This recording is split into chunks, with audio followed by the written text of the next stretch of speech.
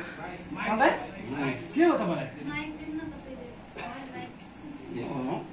ओहो हाम्रो सधैँ पनि यहाँ लड्नु भएछ सधैँ के हो तपाईँलाई? के भयो तपाईँले के खानुभयो यस्तो? यस्तो अब गन्ध पनि आइरहेको छ सधैँ के पिउनु हो तपाईँले? भट्टीतेल भनेको के भट्टीतेल? भट्टीतेल केलाई भन्छ भट्टीतेल? मट्टीतेल खानुभयो कि भट्टीतेल खानुभएको? मट्टीतेल। ओहो तपाईँ त अचेत अवस्थामा हुनुहुन्छ सधैँ कसरी आउनुभयो तपाईँ? तपाईँ अचेत अवस्थामा हुनुहुन्छ उठ्नुहोस् तपाईँलाई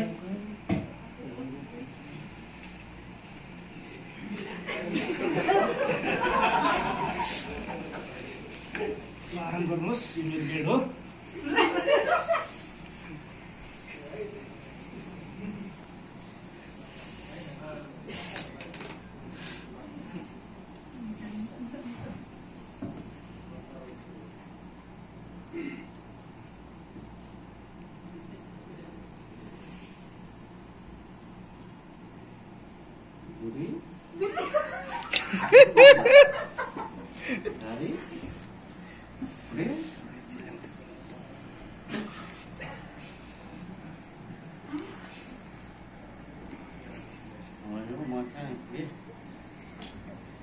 सधैँ तपाईँ हिजो राति अचेत अवस्थामा हुनुहुन्थ्यो तपाईँलाई मैले तल बाटोमा भेटेको थिएँ है तपाईँ एकदमै अचेत अवस्थामा हुनुहुन्थ्यो तपाईँले धेरै रक्सी पिउनु भएको थियो अनि त्यो भएको कारणले गर्दाखेरि तपाईँलाई मैले लिएर मैले आफ्नो बेडमा बिस्तारामा सुताएँ है अनि तपाईँको मोबाइलमा भाउजूले धेरैचोटि कल गर्नु भएको थियो अनि भाउजूले एकदमै चिन्ता अनि एकदमै फिक्री गर्नुहुँदै थियो तपाईँ किन यस्तो रक्सी पिउनुहुन्छ सधैँ? तिमीलाई के भन्नु भाइ म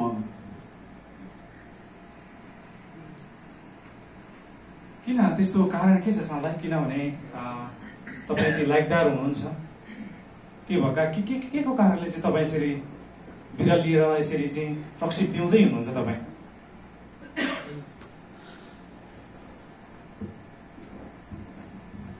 है मेरो थुप्रै कुराहरू छ कहानीहरू छ साँच्चै भाइ तिमी मलाई कसरी तिम्रो बेटामा सुतायो म त पुरा आएर पुरा झ्याममा दिएँ तर पनि तिमीले मलाई प्रेम गर माया गरौ तिमी सुत्ने ठाउँमा मलाई उठाएर तिमीले सुतायो तिमीले यति माया प्रेम चाहिँ कहाँबाट आयो है तिमीले? हो साललाई वास्तवमा तपाईँलाई मैले तल बेसीमा चाहिँ एकदमै तपाईँ अचेत अवस्थामा मैले लडिरहेको तपाईँलाई फेला पारेँ अनि त्यो भएको कारणले गर्दाखेरि तपाईँलाई मैले मेरो आफ्नै बिस्तरामा लिएर सुताएँ है धेरैचोटि भाउजूले कल पनि गर्नु भएको थियो तपाईँको बालबच्चाहरू पनि एकदमै रोइरहेको अवस्था थियो किन तपाईँ के को कारणले चाहिँ धेरै यसरी अचेत अवस्थामा हुनुहुन्छ? के हो मेरो छुट्टै नै एउटा सोच छ सोचेको थिएँ तर कहानी छुट्टै छ तिमीलाई म पछि भन्दा कस्तो त्यस्तो कहानी भन्न मिल्छ भने भन्नुहोस्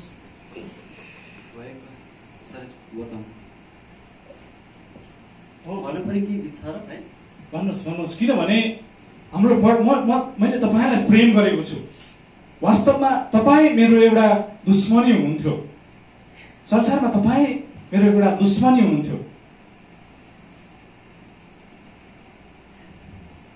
भाइ मैले तिमीलाई कति घृणा गरेँ तिमीलाई कति नराम्रो बोल्यो होला मेरो बारीमा वस्तुहरूले जाँदाखेरि मैले कराएँ होला तिमीले हिर्कायो होला तर तिमीले यति धेरै माया प्रेम गर किन भाइ?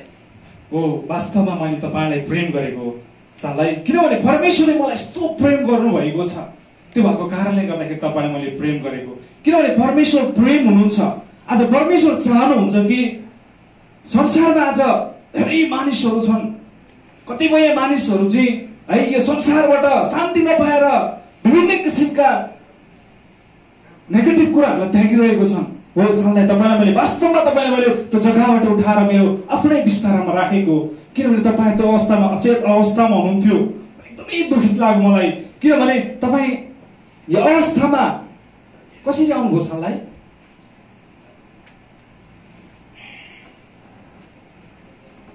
के भन्नु भाइ तिमीलाई मेरो छुट्टै पीडाहरू छ जब भूकम्प आएको थियो, भूकम्पले घर भत्काइदियो।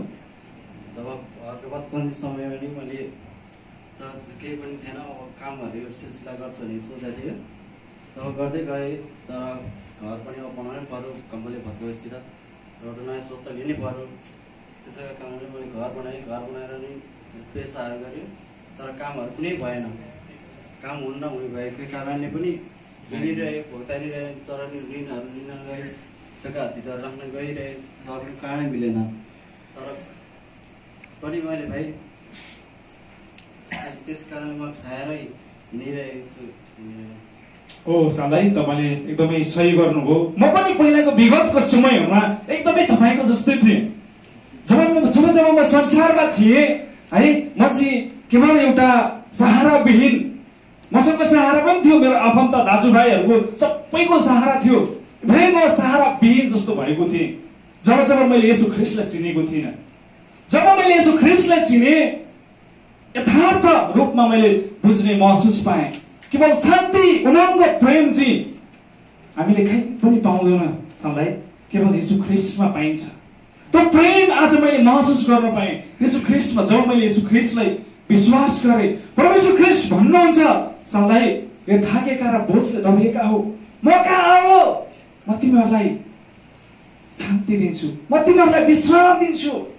जब मैले त्यो शान्ति, त्यो प्रेम, त्यो उमङ्ग पाएँ सधैँ, मैले एकदमै सन्तुष्टमा छु, म एकदमै खुसीमा छु, म एकदमै प्रफुल्लमा छु। किनभने परमेश्वर भन्नुहुन्छ योना 3:16, परमेश्वरले संसारलाई यस्तो प्रेम गर्नुभयो, उहाँले आफ्नो एकमात्र पुत्र दिनुभयो, ताकि उहाँमाथि विश्वास गर्ने कोही पनि नाश नहोस्, तर त्यसले अनन्त जीवन पाओस्। किनभने येशू ख्रीष्टलाई सधैँ मैले विश्वास गरेको छु, किनभने उहाँले मलाई यो अनन्तको प्रेम दिनुभएको छ।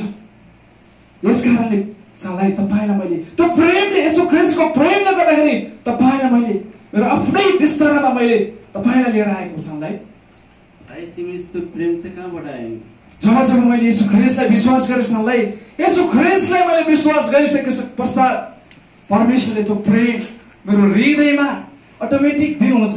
त्यस पश्चात जब मैले हाम्रो आदरणीय पास्टरबाट मैले वचनहरू सुन्न थालेँ, जब मैले धर्मशास्त्र बाइबल मैले अध्ययन गर्न थालेँ, प्रभु येशू ख्रीष्टको प्रेमलाई मैले चिन्ने अवसर पाएँ सधैँ।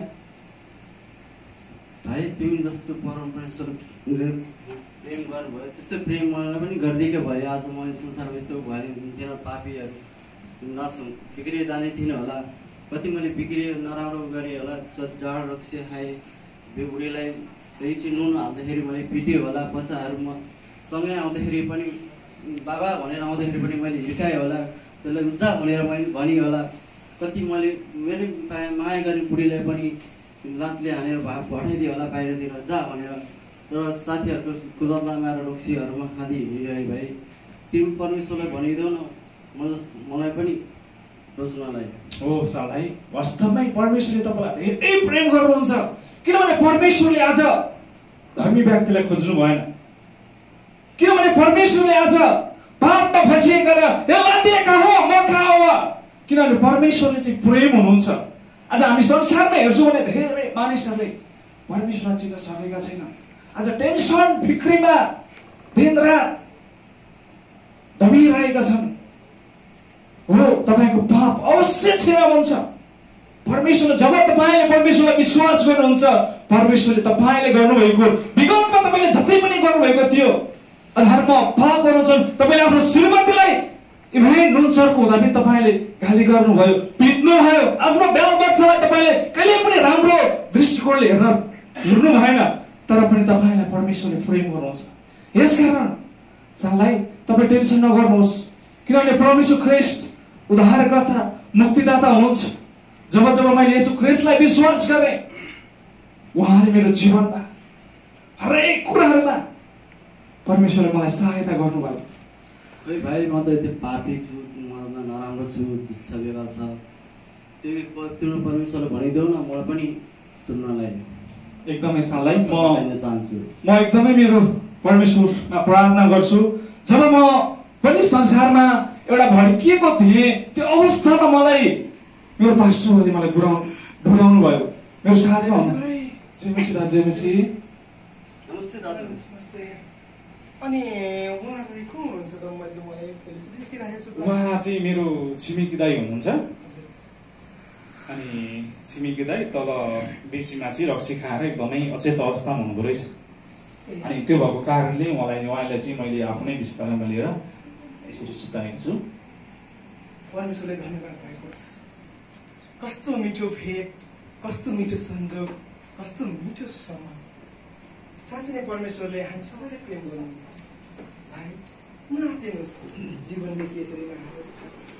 तपाईँको जीवन पनि एउटा आशा छ। आज क्रिसमस, म क्रिसमस भएको कारणले गर्दाखेरि भाइलाई भेट्दै जाने क्रममा आज यहाँ अर्को नयाँ भाइसँग परिचय हुन पुग्यो। तपाईँलाई धेरै धन्यवाद। परमेश्वरले तपाईँलाई प्रेम गर्नुहुन्छ।